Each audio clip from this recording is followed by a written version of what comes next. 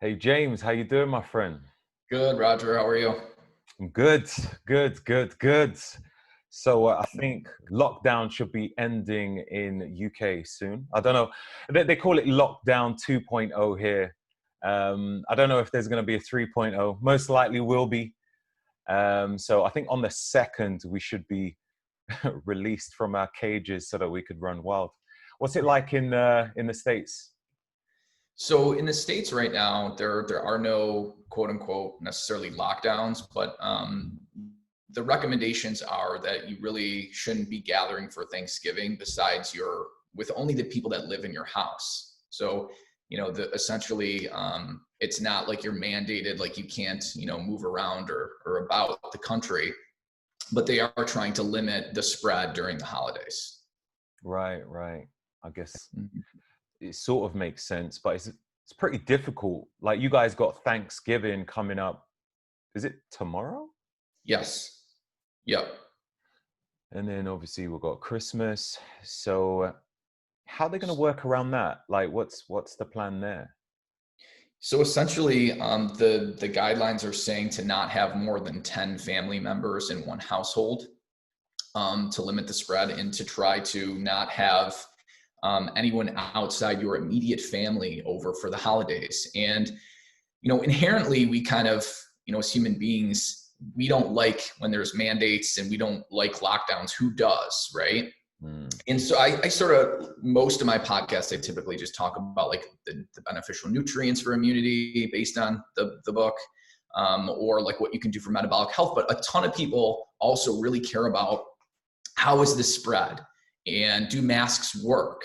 And I do think it's an important conversation to have because mm. it's something that you can also do. And that may determine whether you get, COVID or not. And I think it's important during this time too, because we don't have available real good medical treatments for it. And we don't have a vaccine. So if you can sort of wait it out, if you're metabolically sick or you're older, that makes a whole lot of sense, right? And of course, us as human beings don't want to infect our grandparents or people who are much more susceptible as well. So, but I mean, I would say like the first question is, do asymptomatic people transmit the virus? There's a huge debate about this. And the second thing we could talk about is, do masks work? Like cloth masks in just the community, the regular community. So in a quick summary, yes, with SARS-CoV-2, absolutely asymptomatic people can transmit the virus. If only symptomatic people could transmit the virus, you wouldn't see a global pandemic. So how this is different than SARS-CoV-1 is only 8,000 people got infected. And that's because SARS-CoV-1, you were only transmittable once you were symptomatic. That's why SARS-CoV-1 fizzled out after 8,000 infections. We have what, over, I don't know, around 50 million infections now with SARS-CoV-2. That would not happen if it was only transmittable if you were symptomatic. Because if you're symptomatic, you're much more likely to stay at home. But we also have studies that prove this too. So there's been studies that there was one really good study in a skilled nursing facility where they tested these individuals. They were asymptomatic, and but they were positive for SARS-CoV-2, and 70% ended up becoming symptomatic. So essentially, and they all had, when they tested them, viable virus, and they were all shedding virus. So What does we, that mean? so essentially, one recent study from Wuhan came out, and it said that 300 asymptomatic people were found, and none of their close contacts got the virus. So a lot of people were using that as saying asymptomatic people can't transmit the virus. But when they tested them, they cultured them for actual viable virus. Not a single person in those asymptomatic people even had viable virus. And 40% actually were negative when they tested them for antibodies. So what I'm saying is you can be quote unquote asymptomatic simply because the test is wrong, or you don't even have viable virus. Okay, so some studies will show that asymptomatic people don't seem to be transmitting if you find a population that doesn't even have viable virus. Whereas if you find the people that actually have viable virus and are asymptomatic, those people can transmit because they eventually become symptomatic in 70% of the cases. And from the meta-analyses, it's been estimated that about 20% of all infections are probably due to these asymptomatic transmissions. How many percent? About 20%. 20. But I mean, the main thing here is too, so it's definitely happening that you can transmit and you don't even know it. So you can't just assume that because you're not symptomatic, you don't have COVID and you can't give it to someone, which is why they're mandating face masks, right?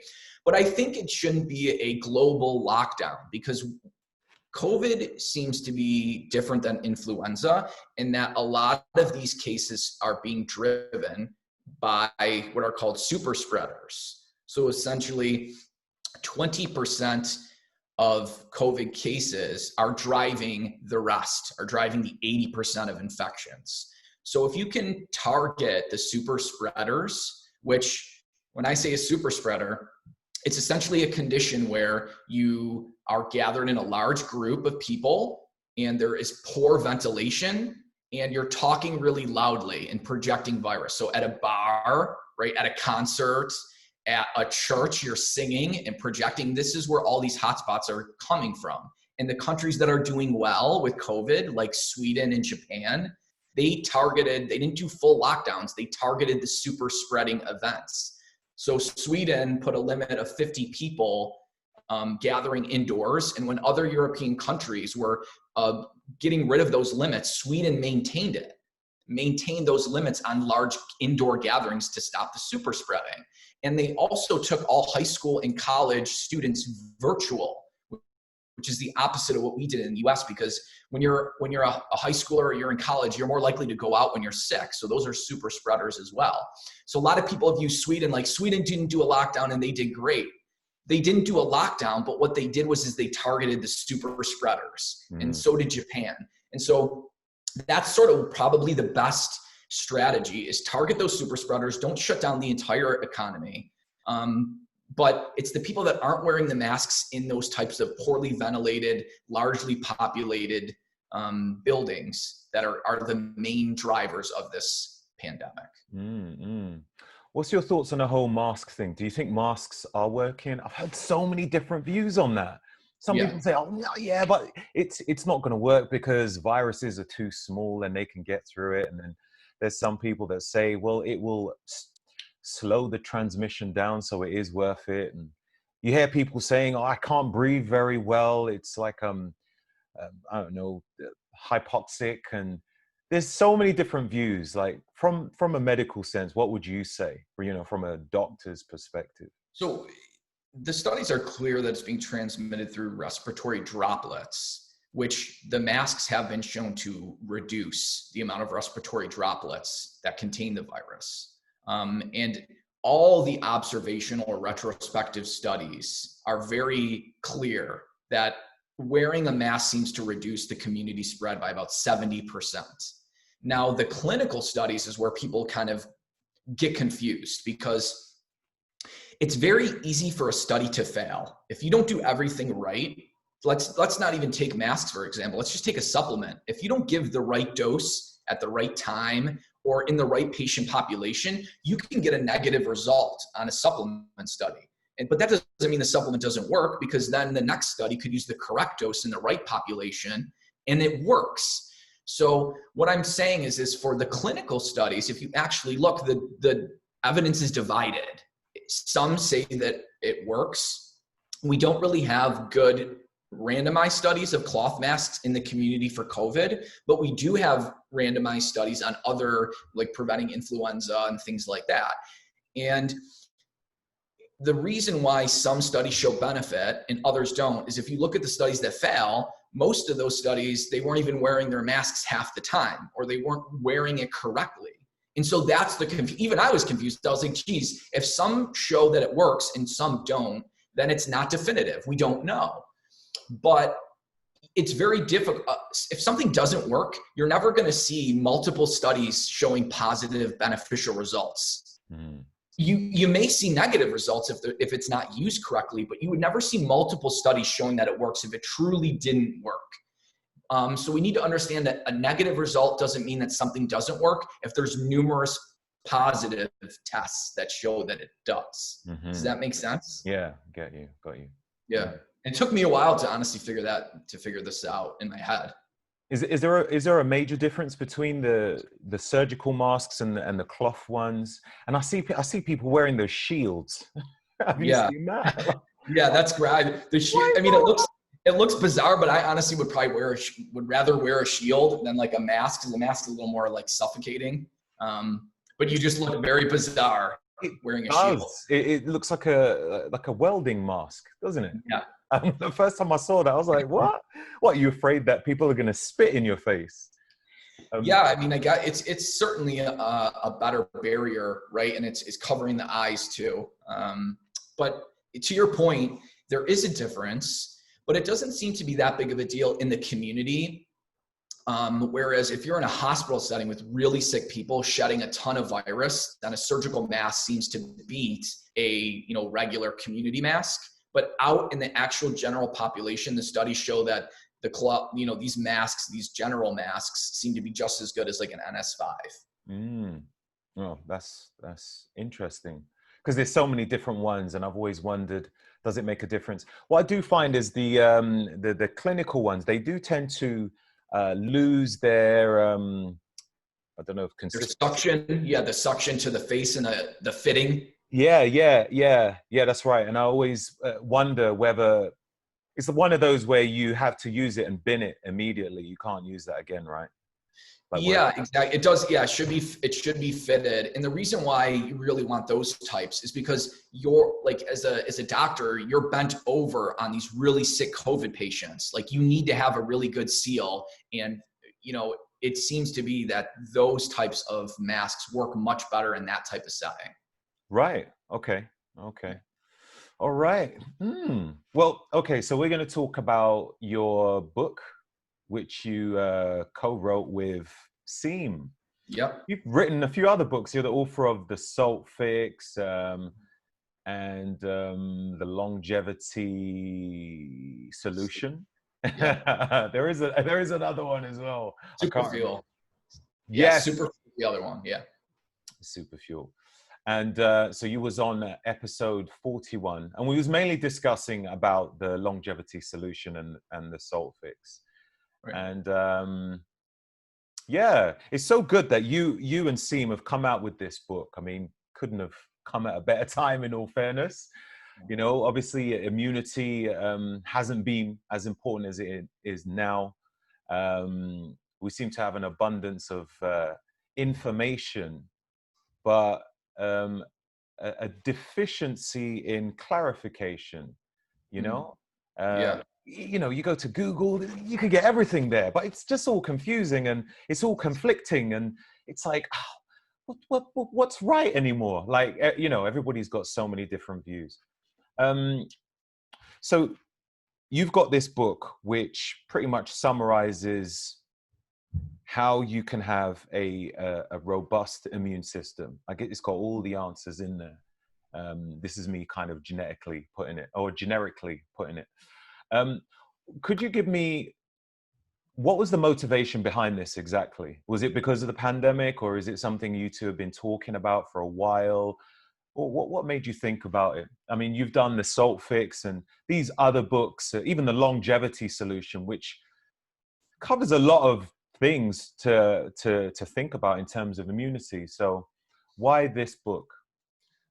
Well, obviously, of course, the pandemic was part of the motivation. But the other part of the motivation is like the media is only covering masks or vaccines or social distancing. And there's like a huge key piece that people need to understand, which the Immunity Fix covers. And that is your metabolic health determines your own immune health, and your own nutrient status also determines how well you handle a viral infection. And so ultimately, you can't fix how old you are, but you can fix a low vitamin D level, which is significantly associated with a higher risk of dying or having a poor COVID outcome. And so I started doing some research and publishing actually a few academic papers on these topics of how we thought this virus was leading to thrombotic or clotting complications, which we had shown that this is probably due to oxidative stress. And then sort of these clots coming from this damaged endothelium, and putting out some papers on nutraceuticals, like supplements that have been shown in other types of RNA viruses to have benefit. And so I figured, well, these publications are great, but not a lot of people read scientific journals and may not even have access to these articles. So I might as well take my research and put it into a book. And it ended up turning into a almost 2,500 reference book. Wow. How do you find the time to write all the time? Do you write something every single day? I try to, yeah. Early in the morning, weekends, nights. That's awesome. So let's look at immunity. I would say, I don't know, metaphorically, it's like a firewall against Trojan horses and or what do you call those things? Malware of the world. It's your shield, right? It's your shields against the virus. Yeah. And you can build those shields, because you have mucous membranes and you have layers of skin and epithelium and endothelium. The health of those determine how well the virus can access your body, and nutrients control the tight junctions between these cells, and how healthy your cells are, and how healthy they're resistant to stress, and your nutrient level and your metabolic health determines all of this, and how well you can even produce immune cells from your bone marrow. And so if people can start thinking about immunity not as a mask or a vaccine, and that there's nothing you can do about it besides that, and start actually building your immune system from the inside out through diet, exercise, nutrition, sunlight, sauna, I think it'll help out a lot more people, not just from a immunity viral perspective, but also the leading killers in the Western world, which is cardiovascular disease, cancer, type 2 diabetes, obesity. Doing the things we discuss in the book have been shown obviously to impact that as well. Mm-hmm. As you was talking there, so many things was coming in my head, and I think you mentioned like metabolic flexibility, and I was thinking, I don't know how to put it, but I think that sometimes people are too sensitive when you say you're holding on too much fat. Like, you need to get rid of that fat. And I think sometimes, the term obesity is probably a very politically correct and maybe clinical term to use when somebody's holding on a lot of fat. Sometimes I just want to say, look, dude, you're fat. Sort it out. And I don't know if people understand the severity of it. How would you put it? How would you explain it to people who are holding on to too much body fat as to why it's a problem exactly? Yeah, I guess the easiest way to put it, and I think the pandemic has really opened these people's eyes a little bit more, because, they sort of understood, okay, this might increase my blood pressure a little bit and things like that, but it was never like an acute risk of dying, or an increased risk of dying rather quickly, right? It's sort of like, I can figure this out when I'm older. I have time, like when I'm retired, to lose some weight. But with the pandemic, what's happened is you don't have time now. And so I think people who are holding on to excess fat are a little more receptive now, that maybe if I fix holding on to this extra weight, particularly the fat in and around the organs, so I don't want to just say that this is people who are visibly fat. There's a lot of people that are thin that have fat in and around their organs. I want to talk about that in a moment, Sure. About the subcutaneous and visceral. But anyway, please. Yeah. So essentially, what the studies show is that if you have a BMI over 35, essentially, it increases your risk of dying from COVID by about 50%. And then if your BMI is over 40, and especially over 45, the risk doubles essentially. And so I think, to put it in that type of perspective, who wants to have a twofold higher risk of dying if they get this virus? right? And ultimately, that's the easiest sort of risk factor that I can throw out there. I mean, although having metabolic syndrome is even worse than that. So if you got one person who has a high amount of subcutaneous fat and another person who has a high amount of visceral fat, obviously the one who has high amount of visceral is going to be at higher risk. But let's just say you don't have much visceral fat and it's a lot of subcutaneous. Are you still at risk? Is it still, I don't know, metabolically damaging? Are you still getting a lot of oxidative stress, high risk of disease and that sort of thing? It's much less than if someone has a lot of visceral fat. No, And I'm talking about subcutaneous. Yeah, it's much less. The risk Right. is much less than having a lot of visceral fat. So yeah, subcutaneous fat is not really pro-inflammatory. But what we find is people that are classified as obese with a large BMI typically do have a lot of visceral fat as well. But on the flip side, you're not protected if you're skinny. Essentially, the easiest way to determine if someone has a lot of visceral fat is a DEXA scan, but not a lot of people get it. Yeah. So what you can do, sort of like an indirect way of determining if someone has a lot of fat in and around their organs is checking for metabolic syndrome, which is a constellation of 3 or more of 5 different risk factors: elevated blood pressure, blood glucose, waist circumference, triglycerides, and low HDL. If you have 3 or more of those risk factors, you're very likely to have a lot of visceral fat. If you don't have access to machinery and I don't know, you're like, do you know what? My metabolism's super quick. I don't put on fat because visibly I can't see it. Energy levels is all right. How would a person know? You know, let's say an endomorph, not endo, yeah, ectomorph. You know, they super slim, fit in any clothes they want. They think they can eat everything they want. They probably got a lot of visceral fat going on. Yeah. How would they know if they're not going to get some sort of tests done? Is there a way to know? Without getting any type of testing done? Yeah.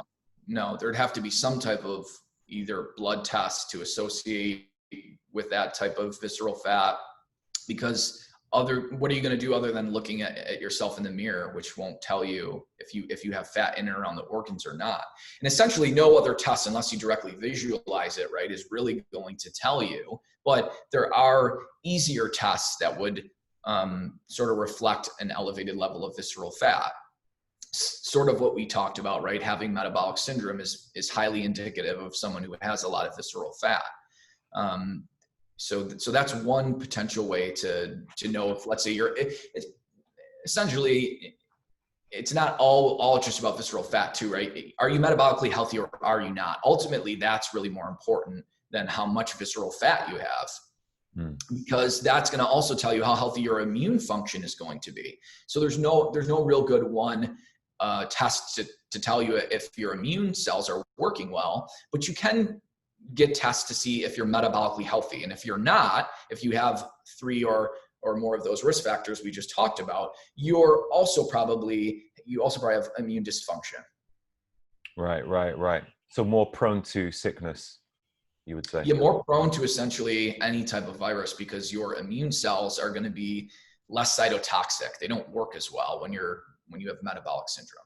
So you'd probably have some kind of symptoms other than, obviously, with someone who has a lot of visible visceral fat, you can see it without having to do a test. Whereas for someone who is more in a skinnier type, they'd probably have the symptoms of, I don't know, maybe depression, maybe the feelings, some other hormonal imbalances, which may give an indication that something's up there. What do you think? Yeah, I mean, that's certainly, I think a lot of people who do have those type of issues also have underlying metabolic health issues as well, because your own nutrient status controls how well your neurotransmitters are releasing and how much, and then that controls your mental health. So certainly metabolic health is connected to the brain and other things. But I think if you want to know if you're metabolically healthy, one of the best ways to sort of figure this out from people who are thin and you would never know it would be an oral glucose tolerance test with an insulin assay. So most doctors, they know to give 75 grams of glucose and they check how quickly and how much the glucose spikes after 2 hours.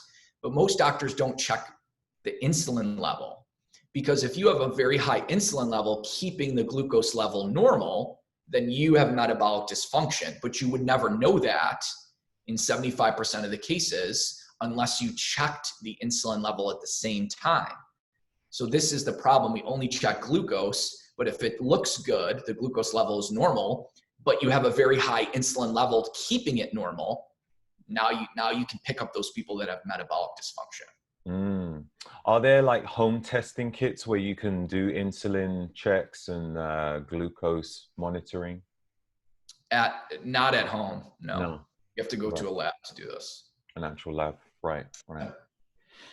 How would a person know if their immune system isn't okay? No, not how would they know, but like how would you explain when someone's immune system isn't like firing on all cylinders? Like what's going on there when it is, dysfunctional? What's happening to the body? Yeah, that's a great question. We actually addressed this in one of our research papers. Essentially what we think, and this is not certainly across the board, and this is a little bit of a generalization, but essentially two things are primarily happening.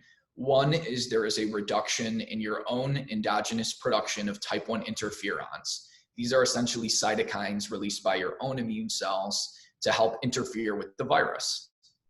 And that goes down in people who have more severe COVID cases. They don't produce as many type 1 interferons. And so they get a higher viral load, and they get more of their own healthy cells infected. And thus your body has to kill more of your own cells, and you get damage to nearby cells as well, creating a cytokine storm. The other consistent finding in people who have poor COVID outcomes is a reduction in the adaptive immune system. So we have an innate immune system, which responds really quickly, like natural killer cells, white blood cells, macrophages. And then we have an adaptive immune system, which is technically thought of as a slower response, but it acts sort of like the innate and adaptive at the same time, because your adaptive immune system from previous coronaviruses can have a quick response even to SARS-CoV-2 because there is similarities in its structure. Mm-hmm. What ends up happening is there is a reduction in the cytotoxicity of your CD8 T killer cells. And so essentially they kill a virus in a very controlled apoptotic way, and they don't create a lot of damage. But when the cytotoxicity and the function of those cells, those CD8 T killer cells, goes down, now the pro-inflammatory immune cells, like your macrophages, your white blood cells, have to be relied upon more to kill the virus. And that is a much more pro-inflammatory killing. And you end up killing healthy bystander cells as well, because it's not a targeted, selective apoptotic killing. Mm-hmm. And so it's this lymphopenia, which is a reduction in your T cells and a reduction in your type 1 interferons. And essentially that's because you have poor nutrient status and you have metabolic dysfunction is what's driving those two things. Wow, that was quite in depth. Well, it better be if I wrote a book about it. I know, right? I think in your book, you also mentioned about there was like some previous pandemics, and in the past pandemics, you'd mentioned how people had lived through these conditions, and that the living conditions was very different to how it is now. Like, you know, people were eating like raw flesh, what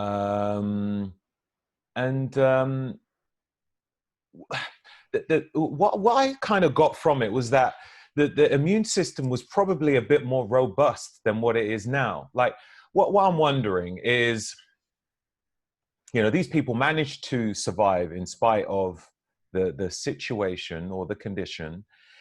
And I'm wondering if we didn't have access to, these amazing biohacks that we have here today and the incredible medication, would we be wiped out pretty quick in comparison?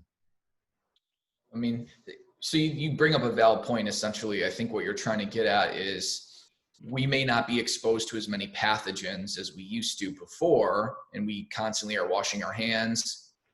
And is the sterile environment that we're creating, right, constantly disinfecting everything, sort of dampening our immune system? And I would say yes. So there's obviously amazing benefits to washing our hands, right? We no longer have, mortality during childbirth because we're sanitary. But on the flip side, how you build a strong immune system is through the introduction of pathogens. Obviously, ones that don't kill you, but ones that are going to stimulate the immune system, and you live to fight another day, but your immune system is smarter and stronger from it. And we can sort of biohack our way through this, actually. So there's two really good ways to do this. And essentially, it's functional fungi or consuming baker's yeast beta-glucan. So essentially, you're consuming, fungi or yeast, which your body is viewing as a pathogen. And essentially, your immune cells engulf those, beta-glucans and alpha-glucans. Alpha-glucans are in fungi, and baker's yeast just has beta-glucans.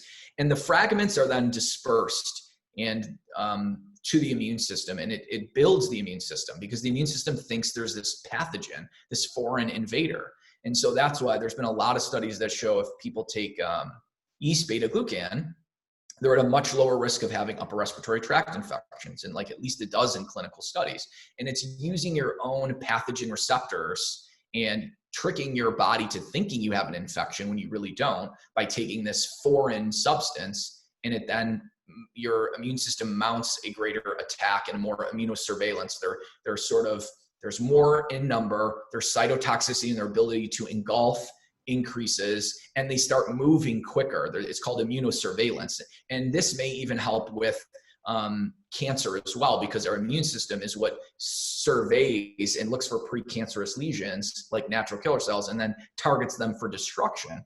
So building a healthy immune system, as we talk in the book, is intricately related to risk of cancer.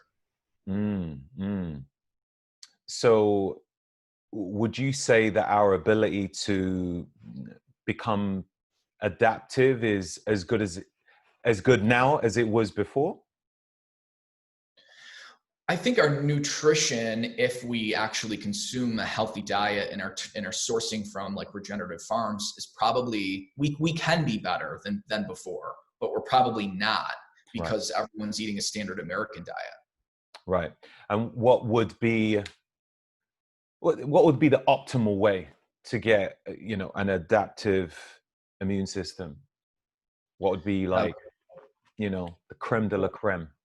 So the first thing to do would be to try to source your food from regenerative farms, because we know for a fact that eating foods from your typical crops that use chemical fertilizers and that are from factory farm foods have lower nutrients.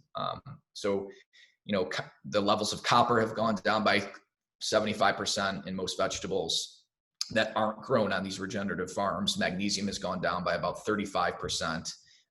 In animal foods, we see 50% reductions in copper and 20% reductions in magnesium. So if you want to get a nutrient-dense diet, it has to come from like a real, true regenerative farm that's using things like manure and not chemical fertilizers. So that would be number one: healthy, nutrient-dense diet, and sourcing, pasture meats and eggs and organs and things like that, and regenerative crops too, which are much higher in nutrients and phytochemicals, phytopolyphenols than your typical farm.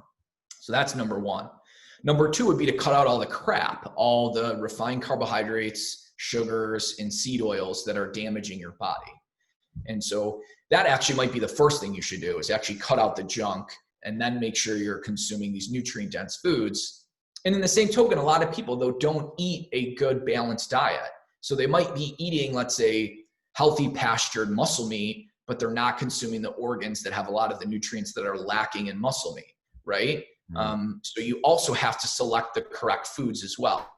So that, I guess that's the third tip, is that make sure that you're not just consuming just muscle meat, or you're not just consuming all plants. Like, animal foods are extremely important. And I do think pastured eggs should be in most people's diet if they can tolerate it, because eggs have a lot of nutrients that are lacking in muscle meat, and even a little bit in liver too.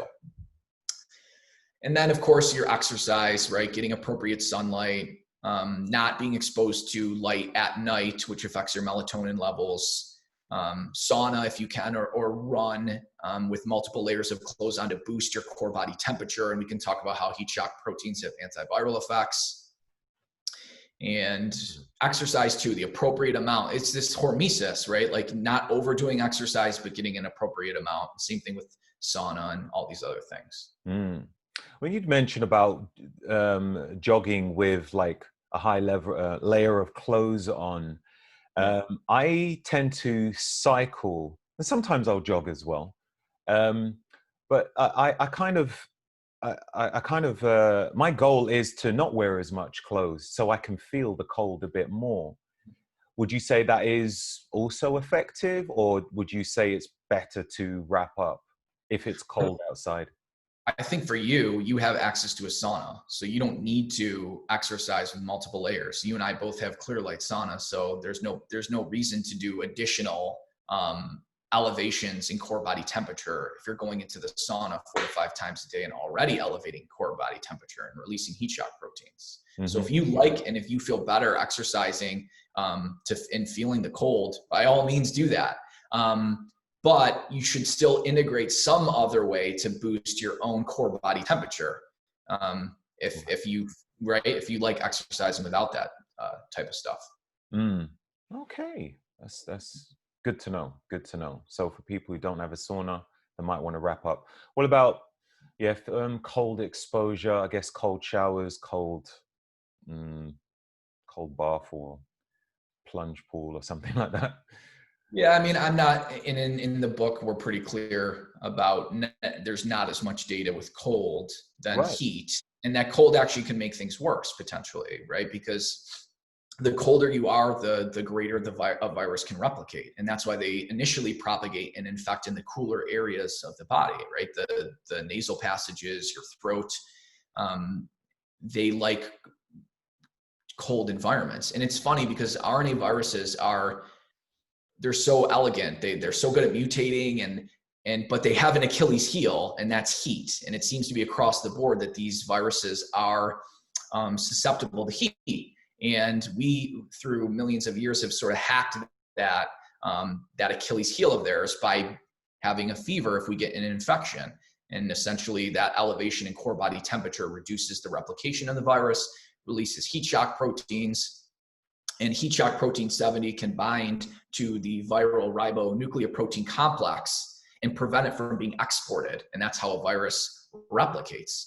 And so if you heat shock animals before you give them lethal influenza, their mortality goes down, their lung pathology goes down, and viral replication goes down. So we know from animal studies, even cold-blooded animals, you throw them in essentially a sauna, boost their core body temperature, and you heat shock them, and then you give them a lethal virus, their mortality is much less had you not done that. So this works both in warm-blooded and cold-blooded animals. It's really cool.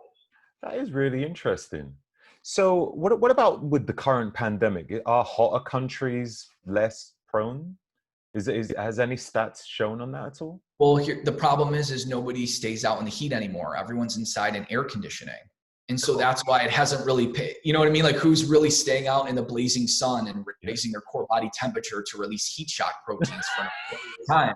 No one's doing that. Like, seriously. And that's why you don't really see, you see this really happening with coronavirus. That you do see it in hot populations and areas as well, because from a purely ambient temperature killing perspective, you have to be at 133 degrees Fahrenheit to have rapid killing of coronaviruses. Right. And so essentially, unless you're at like an extremely hot desert, it's never going to be hot enough to sort of kill the virus through an ambient temperature perspective. If that makes sense. Yeah, yeah, yeah. Oh, okay. Right. Yeah. What's your thoughts on NAD? I remember just hearing about. I think for one of the first people I heard speaking about it was Dr. Rona Patrick. Is that her name? Mhm. Dr. Rona Patrick. I remember checking out her podcast, and wow, as she was talking on the podcast, I was thinking, does this woman take a break? Like, she says so much incredible stuff. But what I do like is when somebody's speaking about something that I'm not familiar with, that they stop and they kind of take it from a different angle and they kind of paraphrase it and link it to things that you understand. Whereas with her, she gives a real clinical perspective, which got me pretty confused. And I thought to myself, let me see how much NAD cost if I was to go out and buy it. And it was pretty expensive in comparison to a lot of other supplements which are out there on the market. And then I've heard so many different conflicting stuff with the different types of NAD which is available. And I'm like, do you know what? This is all confusing to me. So what is okay, so from what I understand, NAD, if your body is uh, as you get older, you have less NAD, and small amount of NAD, or as it goes down, you have a higher risk of oxidative stress and I don't know, diseases, weaker immune system, and that sort of thing.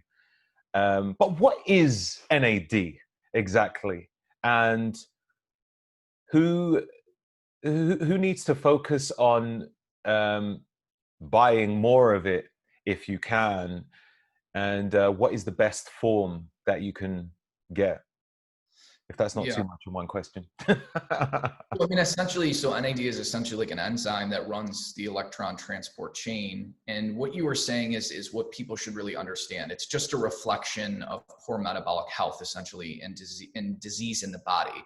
So supplementing with NAD boosters like NMN or NR, which is nicotinamide riboside, yes, that does temporarily boost NAD levels, but you're not fixing the underlying cause of the low NAD. So I think taking those supplements is very, very low on the list of addressing low NAD in the body, which is essentially you need to address the root causes, right? The oxidative stress, the poor diet, poor exercise that's contributing to your low NAD. And that's really the key story here, is not to take NAD boosters. It's to figure out why you are depleted in NAD, which again, all this stuff comes down to diet and exercise essentially, and sunlight and just lifestyle. So to safeguard your NAD levels is just practicing a healthy lifestyle. 100%. And you don't need to necessarily look for these supplements. No, you need to look for the root cause of NAD deficiency. You fix that, you're actually fixing the problem, that not just low NAD, but all the other problems that are happening throughout the body. That is that's great to know. Common sense, right, Roger? Sometimes that beats scientific studies. I know. And when I was looking at all these NAD supplements, and yeah, nicotinamide riboside, and then there's the other one. What was the other one? NMN. And Yeah. yeah, and then, you know, people are saying, "Oh, this one's better than that one," and all of this, and all you need to do is just live a healthy life without spending lots of money on that. I mean, I was seeing tablets which are like, I don't know how many was in there, maybe about 60 for about, or maybe less, or maybe 30 for about 100 pounds, 110 pounds. I was thinking, wow, this must be good stuff. Like, but okay, cool. Good to know. Good to know. You have some people that are born with autoimmune immune problems. Is there a way of reversing that? Or is it like they're going to have to live off medication for the rest of their life?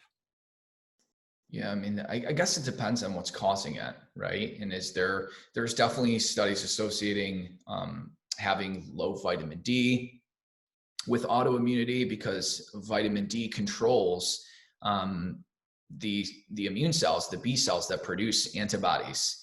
And if you start producing autoantibodies against yourself, then that's a problem.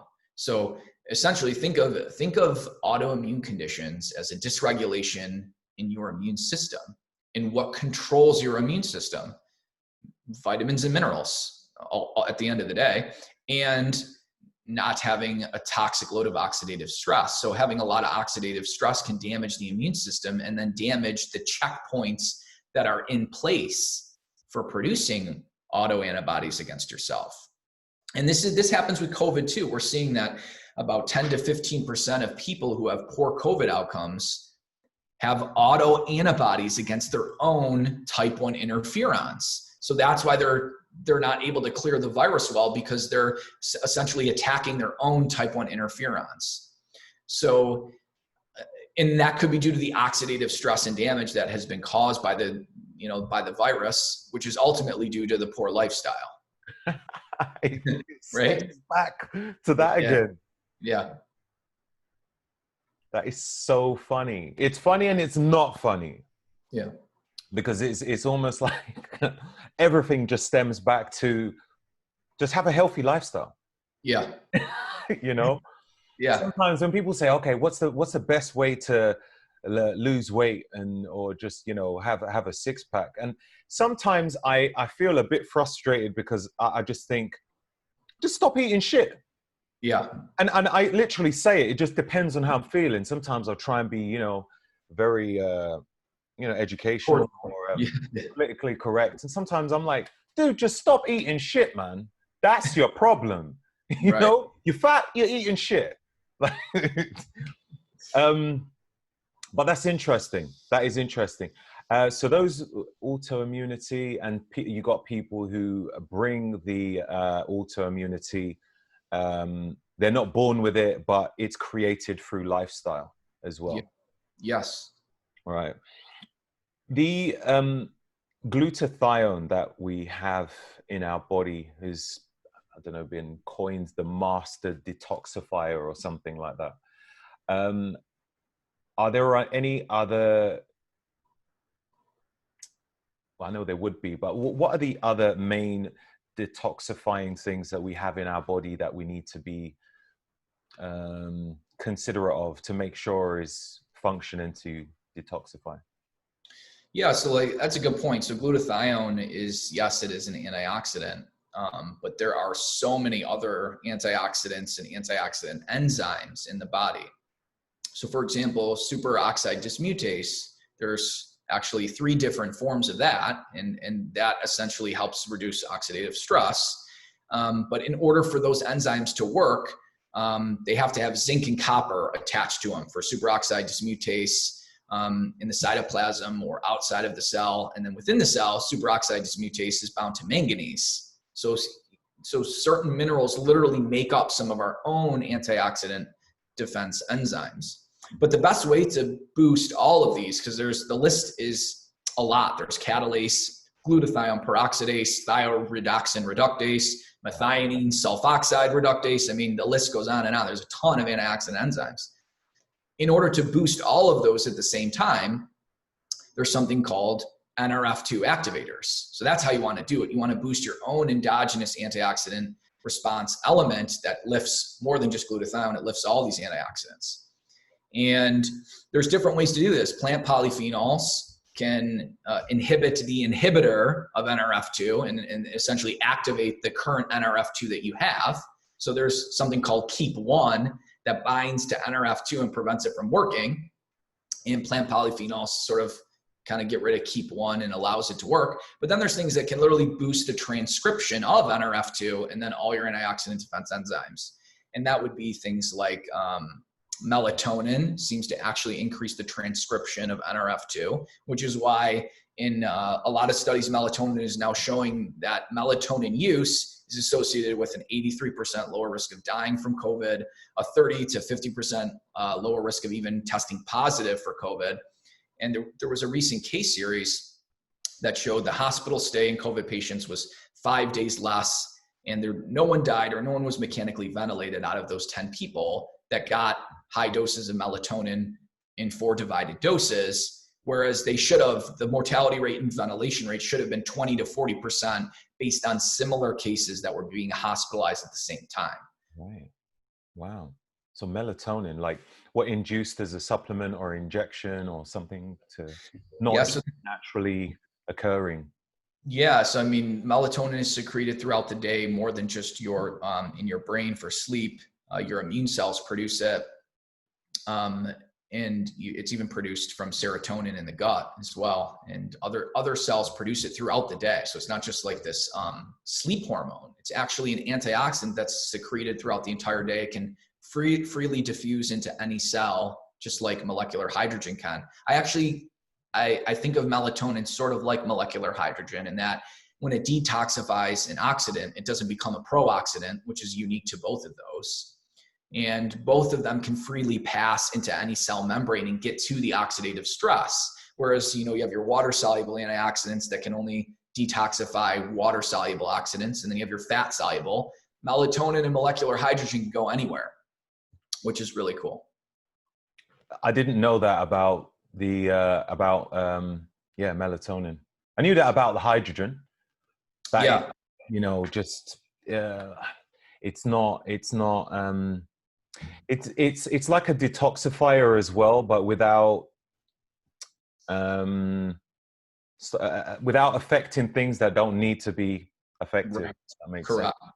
Yes, it targets just the damaging oxidants, because there are, how hormesis works is we actually get some oxidative stress and then we're stronger from it. So you don't want to fully suppress all oxidative stress, which is why molecular hydrogen is really good, because it primarily targets toxic hydroxyl radicals and peroxynitrite, which really don't have much benefit and don't have much hormetic benefit, which is why molecular hydrogen is so much better than your typical antioxidant.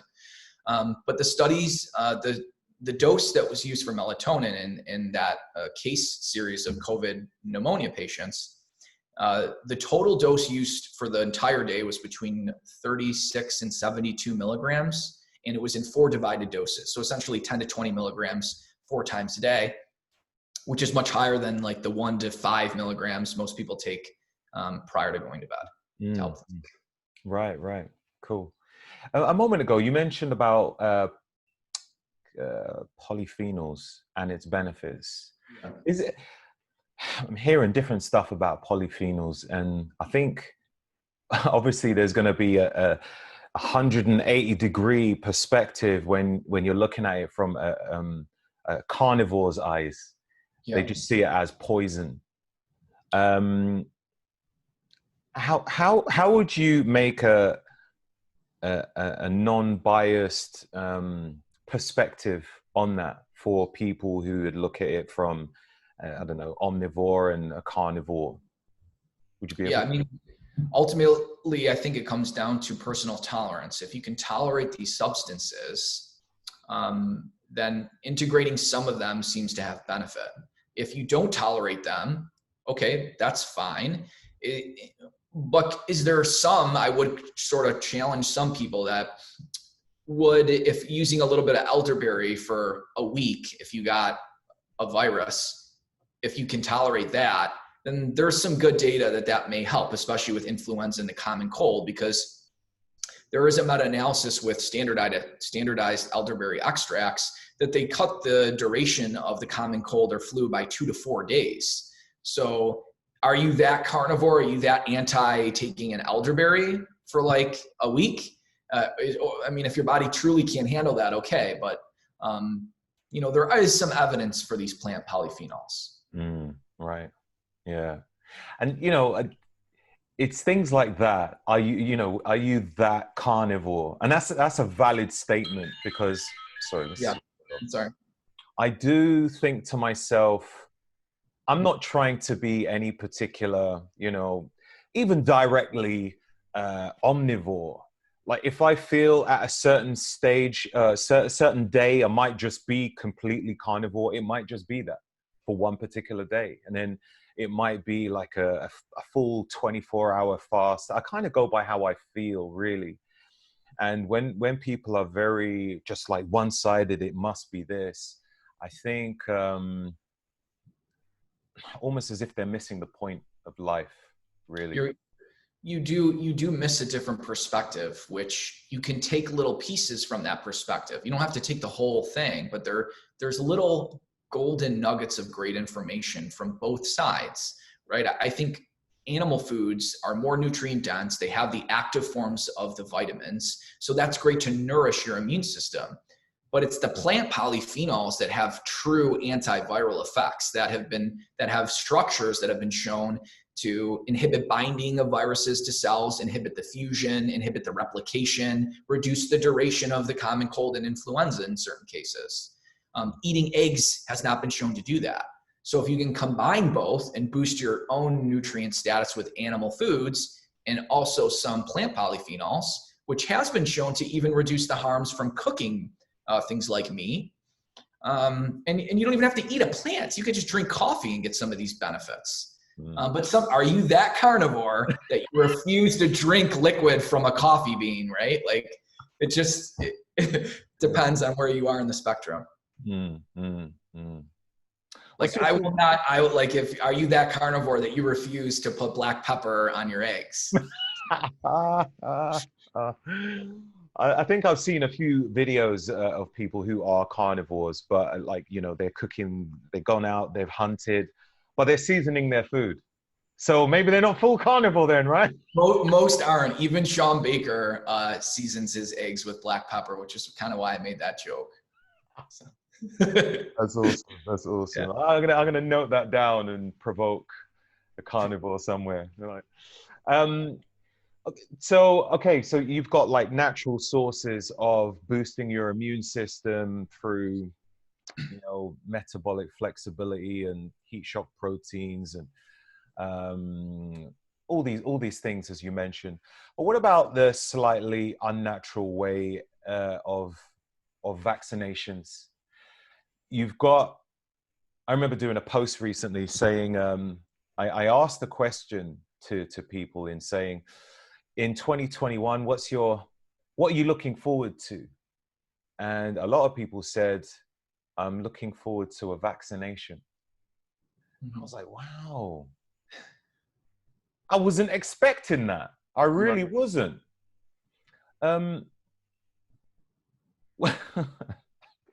What's your thoughts on a vaccination for every single person on the globe? Do you think that's necessary? Well, so my response to the reaction is probably because they believe if this vaccine comes out, life can go back to normal. So I don't think they're like, yes, I love getting a shot in my arm, but I think they're like, if we get this vaccine, they're under the belief that now life can go back to normal, right? And that they're not at risk of coronavirus. But they have to think about this a little bit logically. Number one, coronavirus isn't the only virus out there. A lot of people die of the flu every year. There's other viruses that could surface, and this vaccine is not going to protect you from new viruses surfacing. So it's a false sense of security in that aspect. And then ultimately, even responses to vaccines are determined by your own metabolic health and nutrient status. And so even the response to these vaccines is going to vary depending on the person, and probably will improve if you have better metabolic health. So these people still need to understand that metabolic health and good nutrient status is important even in vaccination, extremely important. Now, my thoughts on this virus or this vaccine to this virus are several-fold. Number one, we've never had a messenger RNA vaccine that forces your body to produce a spike protein found in SARS-CoV-2 to try to develop immunity. So your own cells are going to start producing the spike protein on SARS-CoV-2 with this vaccine to sort of train your immune system to see the spike protein and then if you actually get it, hopefully handle the virus better. That's how theoretically it's supposed to work. But we got to understand this is an RNA virus, right? This is kind of like influenza is an RNA virus, right? Common cold is an RNA virus. You have to get the influenza vaccine every year, and it's never fully effective. Now, I'm not saying that that's the case, that this vaccine isn't going to be fully effective, but even the studies have shown anywhere from like 70 to maybe 95% effective. Mm-hmm. But I don't know, but what does effective really mean? It's not like these people have gotten the vaccine and then you gave them coronavirus. You're never going to do that to prove that it actually prevents complications. So truly, especially or being so early out, there's no definitive proof, right? Really what you need to do at a minimum is you have to take an animal model, you have to give them a vaccine, and then you have to inject them with the coronavirus and prove that this vaccine does not cause disease once you vaccinate the animal. I don't even know if there's studies showing that with these vaccines. So that's interesting. So the current studies in humans are simply looking at positivity rates. Now, most of these studies are only based on like 100 people. So about 10 people will get test positive on the placebo, or excuse me, 10 that got the vaccine will test positive and 90 tested positive that didn't.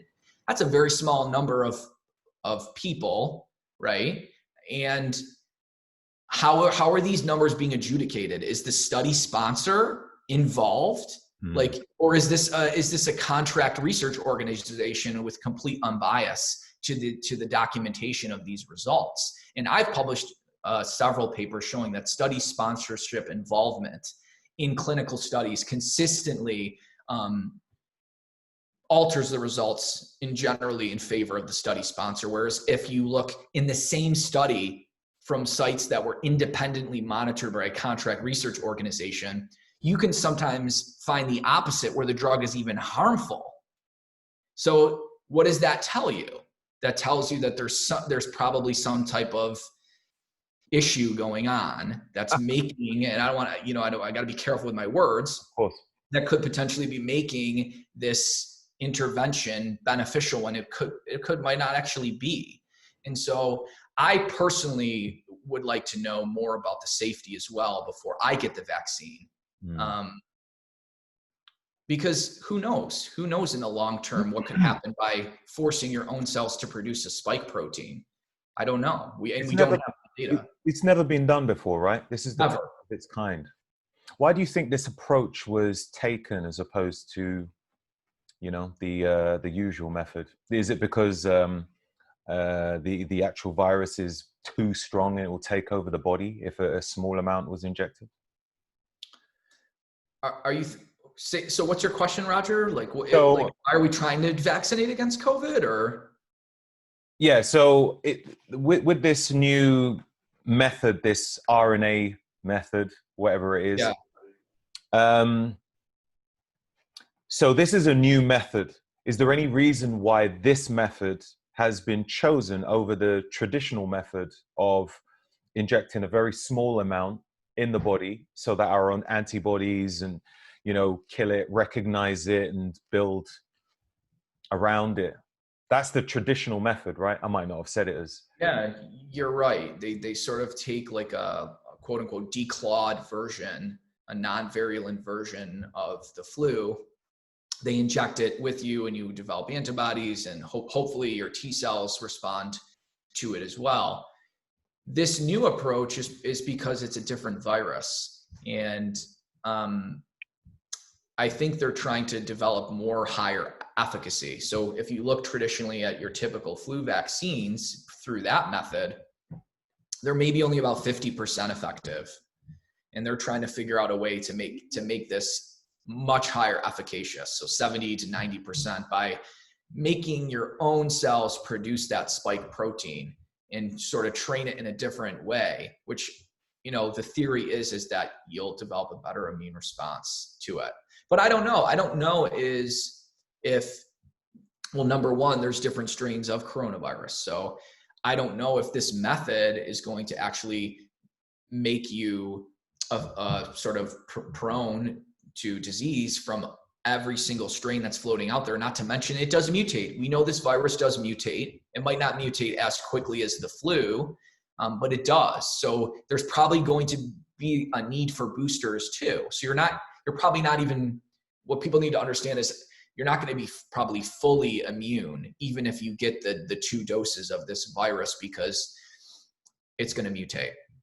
And that's the bottom line. Wow. Okay. I think I covered everything. I think so. Is there anything else you feel might be good to cover from from an immunity perspective?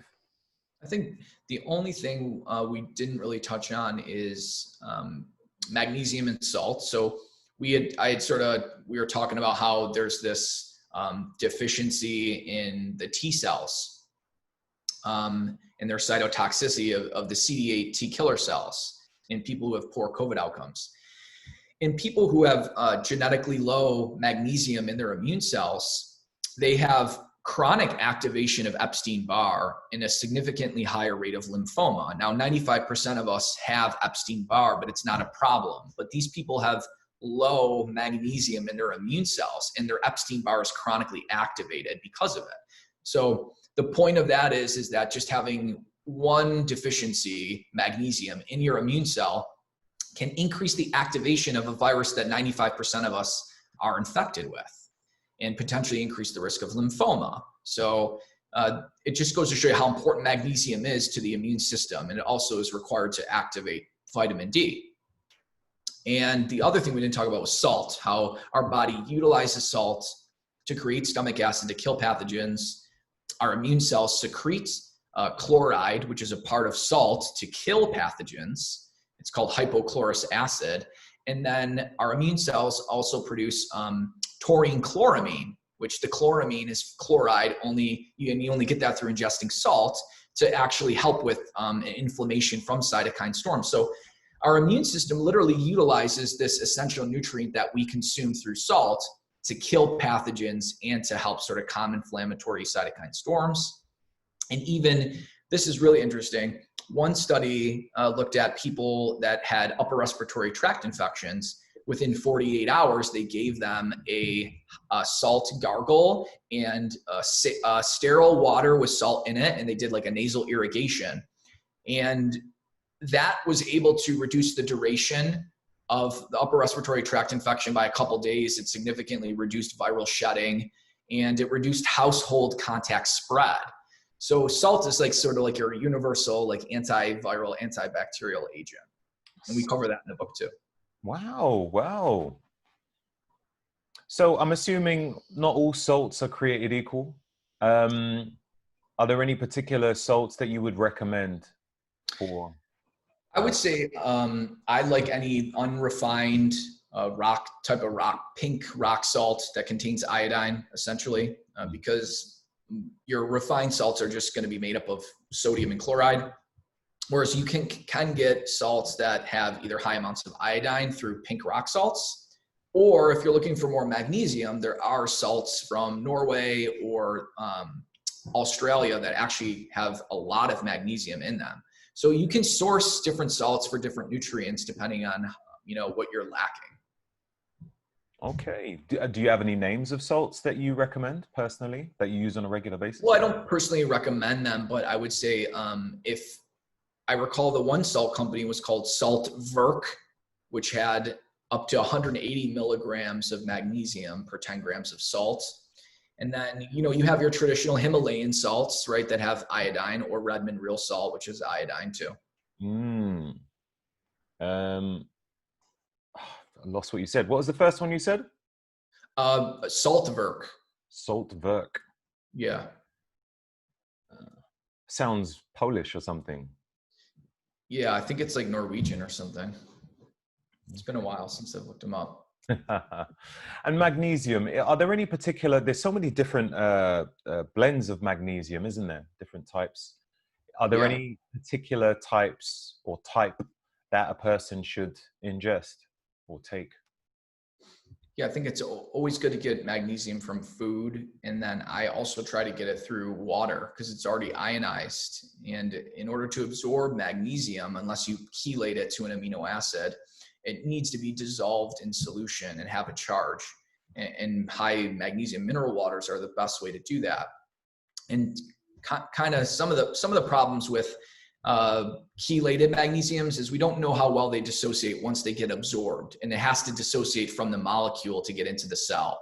So we just need a little more information on which magnesiums can actually do that well and get into the cell well, even though they have good bioavailability. I know you do a magnesium as well, isn't it? Yeah, so magnesium L-threonate or Magtine is something I'll take in the morning. if I want to feel like activated or have energy to focus. It's very good for focus because magnesium L-threonate is the only magnesium that has been shown to significantly increase brain magnesium levels. And that's been shown to increase synapse density, plasticity, and function. And synapses are how our neurons communicate. So that particular form is pretty good for focus, for at least for me. Mm-hmm. Would you say the more prone to disease, or the more sick you are, the more magnesium you need, possibly? Yeah, exactly. So disease taxes your magnesium status, whether it be through higher inflammation and oxidative stress, requiring more magnesium for antioxidants and rather than just general other functions. So it's taxing your magnesium status because the magnesium molecules now have to produce more ATP for the antioxidant enzymes to work and be kind of shifted away from their normal tasks to deal with the oxidative stress. So there's like a demand. And if you place more demand on the system, the nutrients are going to suffer in other parts of the body. And then, of course, eating a diet high in sugar is going to deplete magnesium from the body, not only from the elevated insulin, which causes you to lose magnesium in the urine, but creating an insulin-resistant cell, which reduces the ability to even get magnesium into the cell. So the best way to fix your magnesium status really is to improve your metabolic health so your cells can even utilize it. So most people's metabolic health it has plummeted anyway. Right. And so they're not consuming enough. They're probably eating quite a lot of sugar, so that brings them in negative. Yeah. Chances are their stress levels are pretty high, and they're sick more often. So it's just depleting. They're going in minus. It's insane. Yeah. Wow. Okay. So would you be able to put it in numbers what, let's say, an average amount is, and like if someone who's got, I don't know, high stress levels, how much they might need to take to try and be on equilibrium so that they can function properly? So most people are consuming about 200 to 250 milligrams of magnesium per day. And you typically need about 180 milligrams just to maintain normal balance in a healthy person. We don't really have good studies on people who, like you had just described, how much they need just to maintain balance and not become slowly depleted and die of magnesium deficiency. But it's probably pretty close to what people are consuming. It's probably close to that 200 to 250 milligram level. And so people are probably just like barely maintaining a positive status, let alone an optimal status to saturate their tissues and enzymes so they're working properly. And for that type of optimal enzyme function and protection from oxidative stress, you're probably more on the 400 to 500 milligram magnesium level needed to be consumed per day. Mm-hmm. I need to check to see how much milligrams is in the one that I take. I don't know if it's around, I'm sure it says 500 a day. I think you gotta look at the elemental magnesium though in it. Yeah, the actual elemental. But I mean, most people probably could use another couple hundred milligrams of elemental magnesium per day. I wish I had it with me right now. I'd run through it with you. But it's Magnesium Breakthrough by Optimizers. I don't know if you've looked at theirs at all. No. They've got 7 different types of magnesiums in there. They're pretty scientific when it comes to, the whole formulation thing. But yeah, look, man, it's been fantastic. Yeah, it was a good one. Yeah, covered a lot. Been amazing. Look, when you're bringing out a next book, come back on again. You know it, man. I'll be here. So absolutely. All right, brilliant, James. You have an incredible day. Yeah, I think I'm going to go for a jog. Yeah, I think there you go. Enjoy that cold weather. Yeah, will do. Thanks again. You take care. All right. You too. God bless.